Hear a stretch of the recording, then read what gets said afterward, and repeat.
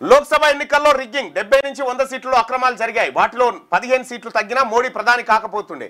15 సీట్లు కాదు, ఇక్కడ తెలంగాణ రాష్ట్రంలో 8 సీట్లు బీజేపీకి పోయినాయి. 4 ఉన్న సీట్లు 8 అయినాయి. ఇక్కడ ముఖ్యమంత్రి గారు సిట్టింగ్ స్థానం మల్కాజ్గిరి పోయింది, ఆయన మహబూబ్నగర్ స్థానం పోయింది, ఆయన ఇన్ఛార్జ్ ఉన్న చెవెళ్ళ పోయింది.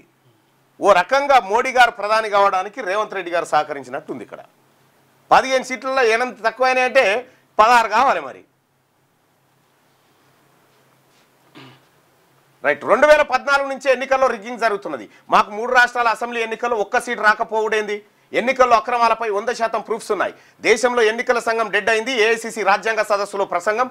మోడీ చేతిలో ఈసీ కీలుబొమ్మ అని చెప్పి ఖర్గే, రాజ్యాంగం బందీ అయిందని సోనియా. లోక్సభ ఎన్నికల్లో రిగ్గింగ్ జరిగిందని లేకపోతే నరేంద్ర మోడీ ప్రధాని అయ్యే వారే కాదని లోక్సభ ప్రతిపక్ష నేత రాహుల్ గాంధీ అన్నారు.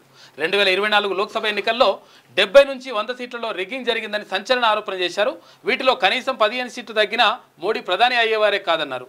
దేశంలో ఎన్నికల సంఘం డెడ్ అయిందని ఫైర్ అయ్యారు. ఎన్నికల్లో రిగ్గింగ్ ఎలా జరిగిందనేది వివరించేందుకు తమ వద్ద 100% ఆధారాలు ఉన్నాయని, త్వరలోనే వాటిని బయట పెడతామన్నారు. శనివారం ఢిల్లీలోని విజ్ఞాన్ భవన్లో AICC law, human rights and RTI విభాగం ఆధ్వర్యంలో రాజ్యాంగ సవాళ్లు, దృక్పథం, మార్గాలు థీమ్తో సదస్సు నిర్వహించారు. ఈ సదస్సుకు ఏఐసిసి చీఫ్ ఖర్గే, అగ్రనేతలు రాహుల్, ప్రియాంక, ఏఐసిసి మెంబర్లు, కాంగ్రెస్ పాలిత రాష్ట్రాల సీఎంలు, పార్టీ శ్రేణులు, న్యాయ నిపుణులు, మేధావులు, విద్యార్థులు హాజరయ్యారు. లోక్సభ ఎన్నికల్లో రిగ్గింగ్ జరిగింది. 70 నుంచి 100 సీట్లలో అక్రమాలు జరిగినాయని రాహుల్ గాంధీ పక్కడబందిగా ఏదైతే చెప్తా ఉన్నాడో అది దాదాపు స్పష్టం. మోడీని గద్దె దించుతాం. వచ్చే లోక్సభ ఎన్నికల్లో బీజేపీకి 150 సీట్లు, 150 రానిచ్చుడంటే మళ్ళా ప్రభుత్వాన్ని తెచ్చుడే, 50 కూడా రాని అని చెప్పు జరా. రాహుల్ అనుకుంటే 2024లో కేంద్ర మంత్రి, 2009లో ప్రధాని అయ్యేవారు.